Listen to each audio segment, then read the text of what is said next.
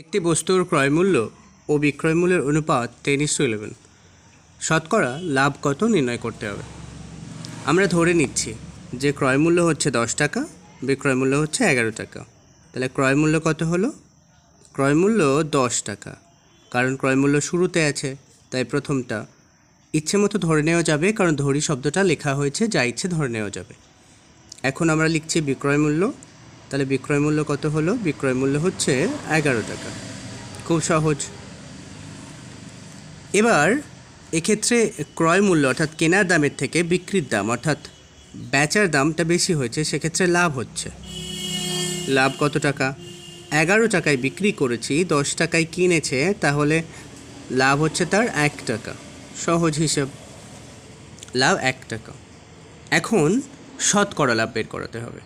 তো শতকরা লাভ বের করাতে গেলে আমরা একটা ফর্মুলা শিখব, শতকরা লাভ। এই শতকরা লাভ যদি বের করতে হয়, তাহলে ফর্মুলাটা হবে কি?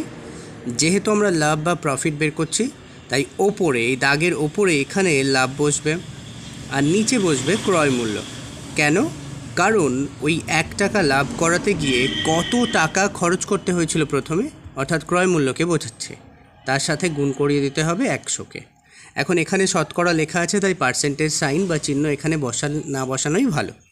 তাহলে শতকরা লাভ বের করার জন্য যে সূত্রটা, সেটা কি? লাভ বাই ক্রয় মূল্য ইন্টু 100। পার্সেন্টেজ চিহ্ন দিতে হবে না, কারণ আগে শতকরা লেখা আছে। এখন আমরা সমান দিলাম, একটা দাগ দিলাম, ওপরে দাগের ওপরে বসে আছে লাভ। আমরা অঙ্ক থেকে লাভ কত টাকা পেয়েছি? 1 টাকা। তাহলে ওপরে কে বসবে? 1। এখন নিচে বসে আছে কে? ক্রয় মূল্য। অঙ্ক থেকে ক্রয় মূল্য কত পেয়েছি? 10 টাকা, তাই নিচে বসবে কত? 10। বসে গেল 10। এখন আমরা একে করব কি? গুণ। কত দিয়ে? 100 দিয়ে, পাশে যে 100 রয়েছে সেটা দিয়ে। তাহলে আমাদের চলে এলো 1/10 ইন্টু 100 এটা। এখন কাটাকুটি করতে হবে। আমরা অনেক রকমভাবে কাটতে পারি একে। এই 10 দিয়ে 100-কে কাটলে সরাসরি 10 হয়ে যায়। 0 কেটে দিতে পারি, এই 1 উড়ে 1 কেটে দেওয়া যেতে পারে, যে কোনো কিছু করা যায়। তাই সবচেয়ে সহজ হচ্ছে এই 10 দিয়ে এই 100-কে কেটে দিলে 10 হয়ে যাবে। 0 কেটে দিয়েও 10 পড়ে থাকতো, সেভাবেও করা যেত। 10-এর সাথে 1 গুণ করলে আমাদের হবে কত? 10-একে 10। তাহলে 10 টাকা লাভ হয়েছে, কিন্তু কিসে লাভ হয়েছে? শতকরায় লাভ হয়েছে। শতকরা বলতে কতই বোঝায়? শতকরা বলতে 100ই বোঝায়। শতকরা লাভ তার মানে 100 টাকার মধ্যে লাভ হয়েছে 10 টাকা। তাহলে লাভের হার বা লাভ সমান সমান যদি এভাবে লেখা যায়, লাভ সমান সমান 10%, তাহলে আরও ভালো হয়। অর্থাৎ 100 টাকার মধ্যে 10 টাকা লাভ। কারণ কি? পার্সেন্টেজ বলতে আমরা 100-কে বোঝাই।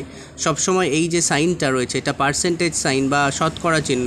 এই শতকরা চিহ্ন কতর ওপর হিসেব করা হবে? 100-র ওপর হিসেব করা হবে। তাহলে এই শতকরা দেখে কি বুঝবো? যে শতকরা লাভ দেখে কি বুঝবো? এখানে 10% রয়েছে, এই 10% রয়েছে, এই পার্সেন্টেজের সাইন মানে 100। তাহলে 100-র মধ্যে হিসেব করা হচ্ছে, আর তখন 10 টাকা কী হয়েছে? লাভ হয়েছে। তাহলে 100-র মধ্যে লাভ হয়েছে 10 টাকা, 100-র মধ্যে লাভ হয়েছে 10 টাকা, এটাই বোঝাচ্ছে এই অঙ্কটা। আমাদের এক্ষেত্রে উত্তর বেরোলো 10%। এই ধরনের কন্টেন্ট প্রতিনিয়ত এই চ্যানেল থেকে আপলোড করা হয়। চ্যানেলের শর্ট সেকশনটি ভিজিট করুন শর্টকাট ম্যাথের জন্যে। আরও অন্যান্য ভিডিও পাওয়ার জন্যে চ্যানেলটি সাবস্ক্রাইব করে সঙ্গে থাকুন।